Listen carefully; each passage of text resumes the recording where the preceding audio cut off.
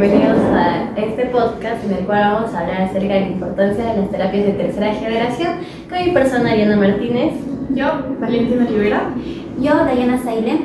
Y Cristian Caicedo.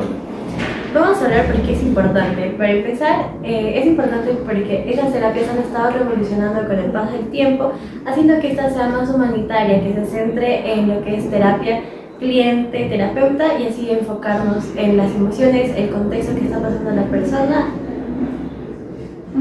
Los temas que vamos a abordar son la definición, qué es las terapias de tercera generación, asimismo qué papel lleva el contextualismo funcional, algunas terapias de tercera generación, evidencia científica que corrobora que estas terapias tienen efectividad y al final una conclusión.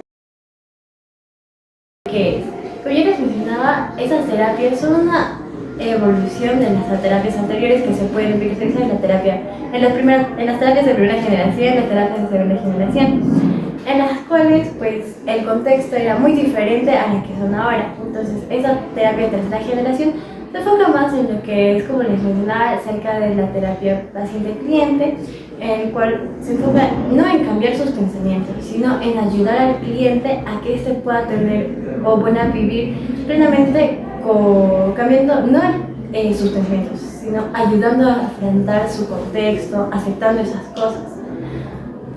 Y lo que dice Daniela tiene mucha razón. Aquí tiene un papel muy fundamental la flexibilidad cognitiva, que es esta forma en la cual las personas vamos a adaptarnos a las circunstancias. No se trata de reprimir el pensamiento, sino de adaptarse. Entonces, ¿nos podrías explicar un poco cuáles son estas diferencias entre la primera y la segunda generación? Claro, Valentina, yo te explico. En la primera generación, más que nada las terapias iban centradas en lo que es más conductual. Es decir, que querían modificar directamente la conducta. No había como que centrarse en algo más, era el contexto y la conducta, por lo que ella o la persona puede hacer. En cambio, en la segunda terapia, en la segunda generación, las terapias que iban evolucionando era más como que, terapia cognitivo-conductual. Es decir, que se enfocaban en cambiar, en reestructurar lo que es el pensamiento, es decir, que querían cambiar lo que pensaban, como que no tanto aceptarlo, sino era como que más cambia ese pensamiento que tienes, ¿ok? Porque de tu pensamiento es relación con tu conducta. Claro. Entonces, no. En cambio, ahora con la terapia de tercera generación, es más como que analizar el contexto, la conducta y también mismo los pensamientos, pero no hacer que el pensamiento cambie, sino hacer que aceptar ese pensamiento y buscar otras soluciones. Claro. Una filosofía que fundó tal vez las bases para que esta terapia de tercera generación exista, que es el contextualismo funcional. Este término sale en el libro de terapia de tercera generación de Pérez en 2014. Explica que esta es una filosofía que se centra en enfocarnos en el contexto. Ciertamente, como comentas, Ariana, antes era como mucho las conductas de las personas y de que no sé, por ejemplo, como en el perro, ¿no? El perro tiene tal conducta, entonces se le pone un castigo para que deje hacer eso, en lo que es el conocimiento operante, ¿no? Pero entonces luego surge la idea de que esa conducta tiene una función. Si alguien realiza algo, tiene una función, no solamente eliminar la conducta, sino entender la función. Por ejemplo, supongo que nos ha pasado, tenemos hermanos, cosas que hasta nosotros mismos, que tal vez estamos procrastinando. Y dicen, ay, no, ese chico es un flojo o es una floja, pero tal vez no entendemos el contexto. Que en este caso es importante entender que tal vez esta persona está siendo floja, pero no es que está siendo floja, sino que utiliza tal vez los videojuegos como una forma de escape hacia la ansiedad. Entonces, entender la función de esa conducta, que sería en este caso, por ejemplo, jugar videojuegos, pero entender que esa función es, por ejemplo, para evitar la ansiedad. Entonces, ¿cómo cambió este contextualismo funcional de las terapias? Actualmente cambió, para empezar, la interpretación que tenemos hacia los problemas que existen. Actualmente ya no se piensa que el pensamiento, la cognición, se tienen que eliminar o que son verdaderos o falsos, sino que se piensa qué función tiene. Entonces la pregunta ya no es, por ejemplo, yo pienso, ay no, me van a criticar, entonces mejor no salgo. No es ese pensamiento verdadero o falso, que tal vez es lo que decía en modelos anteriores, sino ahora se piensa, ese pensamiento cumple una función, ¿qué función cumple ese pensamiento? A diferencia de cuando una persona, por ejemplo, que está muy triste pero que terminó, digamos, su relación de hace 5 años y la terminó y pues no se levanta de su cama, esa persona no hace nada ya porque está triste, está muy ensimismado, pero uno de estos días viene a consulta y te dice que hace un día él sí se levantó de su cama y se fue a jugar videojuegos. Entonces eso ya es una función positiva, por el mismo hecho de que la persona al menos ha hecho algo, que ya salió de su cama. Me parece muy bien lo que aportas. La conducta no es negativa o positiva en sí, sino la conducta pasa a ser positiva o negativa dependiendo de la función que cumple. Una de las terapias que pues mencionamos es el ACT, ¿no? Esta terapia es la terapia de aceptación y compromiso. Bueno, esta habla básicamente de, como ya mencionó Valentina, ¿no? Que es la flexibilidad emocional. Esta se basa básicamente en aceptar los errores y ya no mantenerse encerrada en estos errores, en estas emociones, en este cansancio emocional y aceptarlo. Se puede dividir en 4 para hacer esta terapia, que primero es la aceptación, o sea, ser consciente de que estás en un lugar de un malestar emocional. 2 sería la disfunción cognitiva, que bueno, en esto se trata de que eliminemos estos pensamientos y los cambiemos por otros que sean reemplazados de manera positiva. Y la clarificación, que es donde básicamente pues hablas y piensas si tus pensamientos son realmente correctos o si los debo pensar de esa manera. Y el último, que ya sería una técnica básica de relajación o de respiración, como el mindfulness. Esa sería una de las terapias. No sé qué opinan ustedes de esa terapia. Sí, me parece muy interesante el hecho que menciones el mindfulness, porque es como que eso también ayuda mucho, ¿no? En sí a la persona con las especialidades que tiene, a modificar ciertas cosas, bueno, no modificar, pero adaptarse, como tú dices, aceptar esos pensamientos, aceptar esas cosas. Existe el mindfulness también es muy importante, así como la ACT también que mencionas. Y por lo que está investigando esa terapia, me parece que está dirigida por personas que tienen ansiedad, o que tienen depresión, o que tienen trastornos. Entonces me parece muy interesante ese tema. Claro, también aportando a lo que justamente dice Daya, es que en la terapia de aceptación y compromiso es que no buscamos prácticamente como que, oye, ¿sabes qué? Vamos a cambiar esta función o para qué, sino lo que vamos a hacer es prácticamente es como que aceptar, ya sea, has cometido un error, ok, está bien, ya cometido un error. Entonces tampoco es omitir, tampoco se trata de como que, no importa, este error que has cometido no importa, sino que lo que se hace en este punto es aceptar la consecuencia de algún punto y entonces de eso a comprometerse, enseñar al paciente prácticamente a comprometerse para que pueda salir a más allá o prácticamente como se dice en lo humanista, para poder desarrollar su potencial de la persona, ¿verdad? Sí, me parece correcto todo lo que me están comentando y ahora vamos a hablar de la segunda terapia, que creo que es la más conocida, bueno, para mí una de lo que más me interesa, que es la FAP, que es psicoterapia analítica funcional.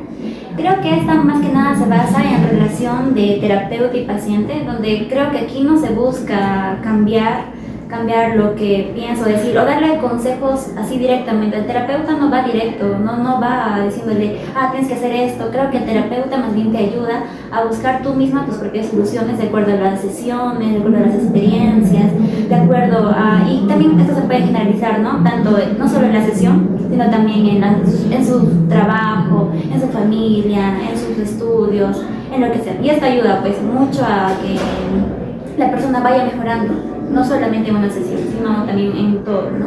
Claro que cada hub se especializa en problemas que son interpersonales, problemas de relaciones, y es muy interesante que la FAP no busca como tal el diagnóstico.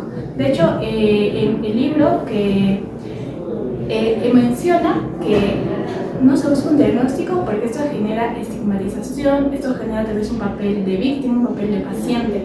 Entonces, en lugar de eso, se centra en problemas que son, como ya mencioné, problemas interpersonales o problemas al relacionarse. Entonces, sí, es muy interesante.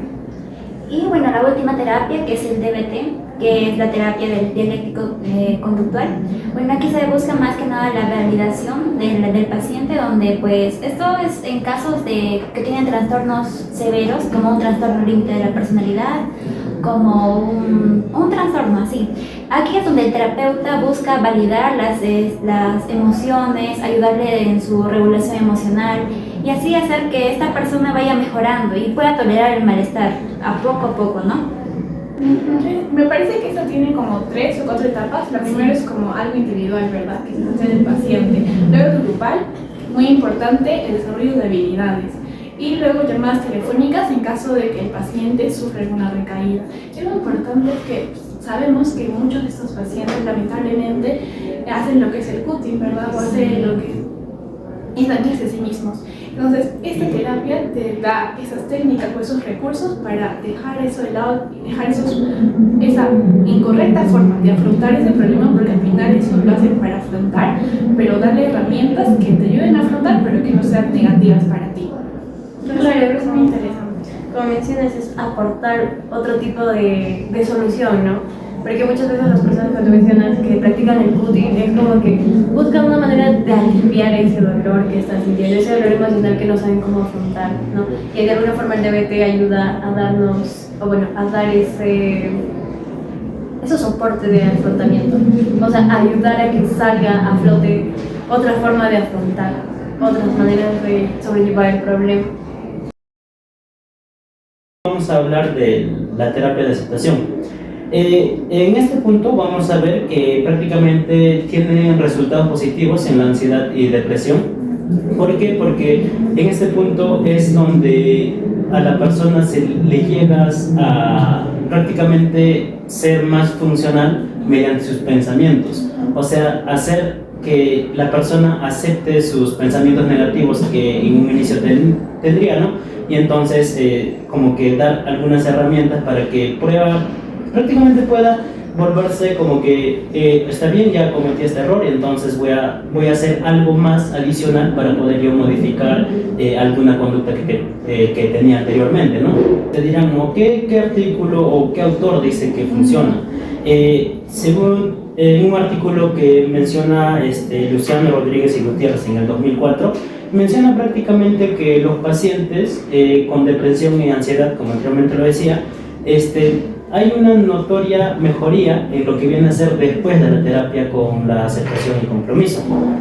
Lo que viene a ser prácticamente esto le ayuda en su calidad de vida. ¿Para qué? Para que no pueda estar como que quedándose en sus pensamientos negativos, sino que afrontarlo y prácticamente sobresalir. Y es más que también Soriano y Salas en el 2006 también mencionan, ¿no?, que ha habido una mejoría,